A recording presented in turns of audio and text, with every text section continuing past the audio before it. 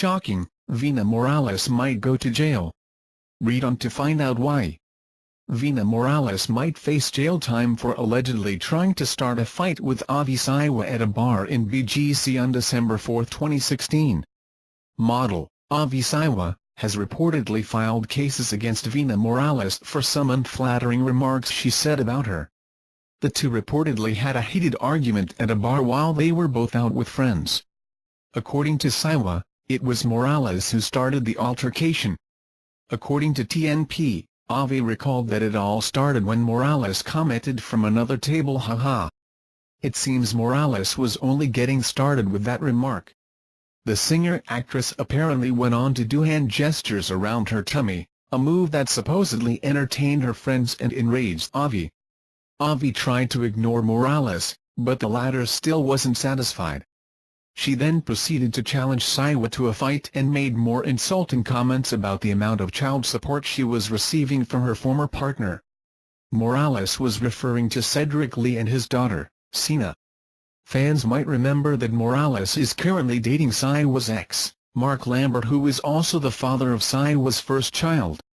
Avi Siwa has filed a number of cases against Morales for her behavior that night. She is suing her for slander by deed, libel, grave threats, and violation of RA 7610, violation against women and their children. The cases were filed at the Togwig prosecutor's office. As of this writing, Vina Morales has yet to give any statements regarding the issue. Invite you to watch the video. Must see, Courageous Katie's mom gives birth on Valentine's Day. This is indeed the most pleasant gift that a family could ever receive. You know what they say, you better do your best, trust in Him and stay faithful, and God will surely do the rest for you. The Lucas family seems to be doing great in remaining faithful after they were once again given the gift of life. The Lucas family already lost their Courageous Katie due to a rare disease last March 2016, but they didn't lose hope, and instead, they remained positive and thought that maybe, everything has reason. On the 20th of November 2016, they announced it on Facebook that they were expecting another child. And now, they were once again blessed with another baby girl. On their Facebook page, JJ Lucas proudly shared that his wife has already given birth to another baby girl, on the same time that Katie passed away. So surreal still, we lost Katie around 11:25 a.m., held her in our arms, and now our baby daughter came into this world at 11:25 a.m. on the day the world know it's all about love today. What are the chances? Thank you Lord, wifey and baby recovering fine, pics soon. Today with the Lucas, invite you to watch the video. Japan's Abe, Trump shares view that monetary policy not forex manipulation. Tokyo, Reuters, Japanese Prime Minister Shinzo Abe said on Wednesday U.S. President Donald Trump shared his view at last week's summit that Japan's monetary policy was not currency manipulation but to end deflation. Abe's comments about the February 10 summit suggest Trump may be softening his criticism that Japan was manipulating its currency to gain a trade advantage. I think Trump shared the view that our monetary policy is not for currency manipulation but for ending deflation, Abe said in the upper house of Parliament. Abe also said he explained how Japanese automakers with factories in the United States contributed to job creation in the world's largest economy. Trump did not make any demands for Japan to further open its economy to imports, Abe added. Trump has questioned the small number of U.S. auto exports to Japan, raising concerns he could pursue protectionist trade policies to lower the U.S. trade deficit. Trump won the presidency with promises to put America first by renegotiating bilateral trade agreements to bring jobs back to the United States, which has raised concerns that global trade could suffer as a result.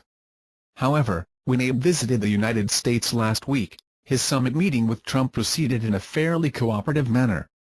Not only did Abe avoid criticism of his economic policies, he also held a joint press conference with Trump in response to a sudden missile launch from North Korea, which demonstrated the strength of the U.S.-Japan alliance. North Korea celebrates missile launch and game of brinkmanship. A defiant North Korea upped the ante in its dangerous game of brinkmanship with the United States and its allies over its nuclear weapons program, going public with a large celebration in Pyongyang on Tuesday of what it claims was a successful ballistic missile launch over the weekend. a portrait of the land-based version of the submarine-based Pukguksong-2 intermediate ballistic missile, which the North Korean military successfully test-fired, took center stage during the country's week-long holiday commemorating the regime of the late Kim Jong-il.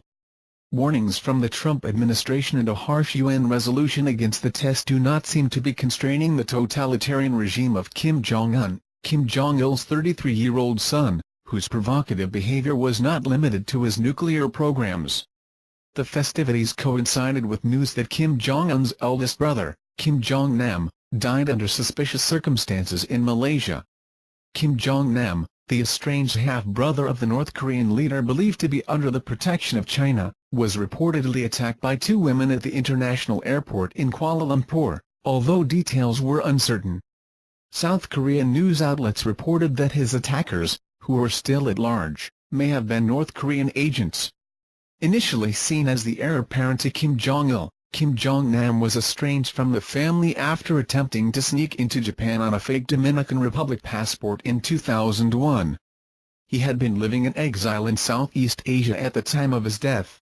In North Korea, citizens flocked to take pictures of themselves with the missile painting, which was flanked by a portrait of the late North Korean dictator and surrounded by an arrangement of Kimongalia flowers, a begonia whose namesake is in honor of a longtime leader, the Associated Press reported. "I felt great pride and excitement when I saw the launch on TV," Kang Kuk-hwa told the AP. "As long as there is a threat from the United States, we must build up our defenses." The suspected assassination and the ballistic missile test are only the latest examples of Pyongyang's flouting of pressure from Washington and regional powers to curb its provocative actions. The missile launch drew swift condemnations from the United Nations, as well as U.S. allies Japan and South Korea, shortly after news of the missile test surfaced on state-run news outlets inside North Korea.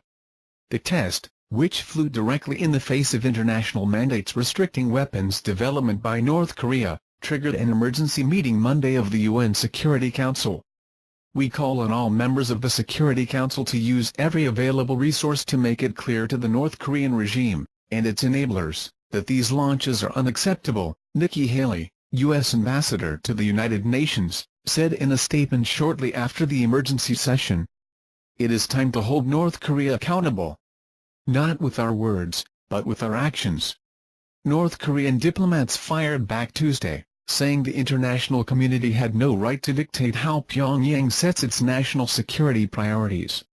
The various test fires conducted by North Korea for building up self-defense capabilities are, with no exception, self-defense measures to protect national sovereignty and the safety of the people against direct threats by hostile forces, Han Tae-sung, the country's ambassador to Switzerland, told reporters in a briefing in Geneva. Japanese Prime Minister Shinzo Abe, who was dining with Mr. Trump at the president's Mar-a-Lago private club when news of the launch broke, said Tuesday that Tokyo was working with Washington and Seoul on a coordinated response to Pyongyang's actions. In Beijing, Chinese Foreign Ministry spokesman Zhang Xuan vowed that China would work with its partners in the international community to solve the North Korea problem reliably. Before taking office, Mr. Trump complained on Twitter that Beijing, North Korea's only real ally and main trading partner, was not doing enough to curb Pyongyang's military ambitions. Fired from a launch facility in Banggan, North Pyongan Province, the missile traveled 300 miles toward the Japanese coastline before crashing into international waters east of the Korean peninsula.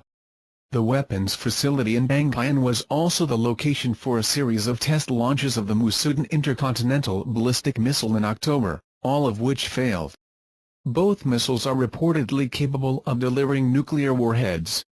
White House dismisses reports about sensitive dinner table diplomacy as Spicer says public huddle between Trump and Abe wasn't classified, but GOP watchdog insists on answers. White House Press Secretary Sean Spicer denied on Tuesday that President Donald Trump and Japanese Prime Minister Shinzo Abe violated security protocols during a dinner conversation Friday night. Amateur photographers captured the men and their aides huddled around an outdoor patio table at Trump's Mar-a-Lago resort in Palm Beach, Florida, shortly after North Korea test-launched a medium-range ballistic missile. CNN reported that the meal quickly morphed into a strategy session, the decision-making on full view to fellow diners. Not so, Spicer insisted during a press conference Tuesday afternoon, saying the table talk was limited to a discussion about where to deliver a joint statement to reporters a few hours later. There was simply a discussion about press logistics, where to host the event, he said. Mar-a-Lago, Spicer disclosed, is home to a secure compartmented information facility, known as the SCIF, a hardened room or electronically shielded tent that intelligence officials use to conduct classified or sensitive conversations without risk of eavesdropping.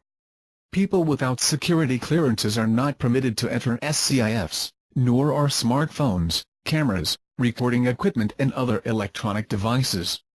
The president was briefed in a SCIF ahead of dinner, Spicer said. He went with his national security team. They briefed him on the situation in North Korea. And after dinner the president went back to the SCIF to get a further update from his team, he said. Spicer's explanations didn't deter House Oversight Committee Chairman Jason Chaffetz, a Utah Republican, from demanding information from the White House about security protocols at Mar-a-Lago. In a letter to White House Chief of Staff Reince Priebus, Chaffetz asked whether guests at the resort are pre-screened to ensure that they are not foreign agents or spies on behalf of a foreign government. He also wants to know what kind of sensitive information, if any, was exposed to prying eyes on Friday night. Discussions with foreign leaders regarding international missile tests, and documents used to support those discussions, are presumptively sensitive, Chaffetz wrote to Priebus. While the president is always on duty, and cannot dictate the timing of when he needs to receive sensitive information about urgent matters, we hope the White House will cooperate in providing the committee with additional information. Spicer complained Monday about a photo, which everyone jumped to nefarious conclusions about but didn't mention Chaffetz. During a conversation with reporters Monday night, Spicer said the picture specifically shows U.S. and Japanese aides reviewing the logistics for the press conference that would follow late at night, when it was lunchtime in Tokyo. At the time they had suggested that the press conference be at the Hampton Inn. And so they were reviewing it, and the president is saying, no, we're going to have it here. And that's it. The brief statement consisted of Abe declaring that North Korea's most recent missile launch is absolutely intolerable, and Trump pledging that the United States of America stands behind Japan, its great ally, 100%. Based on initial reports, former First Daughter Chelsea Clinton blasted the Trump administration for letting assorted observers witness his decision-making process about a response to Pyongyang's potential nuclear provocation. How many of Mar-a-Lago's new members will be, already are, members of foreign intelligence agencies and media organizations? Clinton asked on Twitter. She was responding to The Washington Post's White House bureau chief tweeting that Trump hashed out response to North Korea's missile launch in the dining room at Mar-a-Lago amid eavesdroppers galore. This is a demo of voice-text TTS. Former President Barack Obama's official White House photographer trolled Trump in his own way. Pete Souza shared an Instagram photo depicting Obama conducting a national security discussion in a portable tent-based SCIF, making a point of calling it a private, secure location. U.S. House Minority Leader Nancy Pelosi, a California Democrat, wrote on Twitter that there is no excuse for letting an international crisis play out in front of a bunch of country club members like dinner theater. That remark now seems to have been an overreaction. Thank you for viewing videos. My channel regularly posts new videos. If you remember registered channels to receive the latest announcements, please. Thanks.